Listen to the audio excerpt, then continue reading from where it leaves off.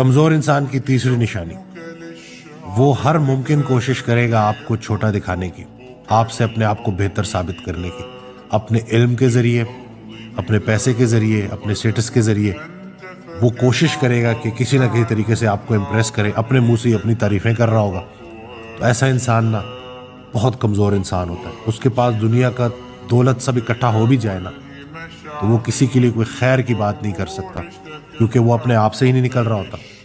किसी इंसान को ये कह देना कि आप उससे बेहतर हैं, तो ये ही तकब्बुर में आता है कि आपको अपना आप दूसरों से बेहतर नजर आना शुरू हो। तो ऐसा इंसान तकब्बुर की जद में होता है, और जो तकब्बुर करता है ना, वो असल में बड़ा बदकिस्मत और बदनसीब होता है। तो अल्लाह ताला हम सबको तकब्बुर से बचाए, और कोशिश ये करनी चाहिए कि अगर अल्लाह ने आपको नवाज दिया है ना, तो उसको अल्लाह की अताई समझे, उसमें अपनी मर्जी शामिल करके ख़ता ना करें।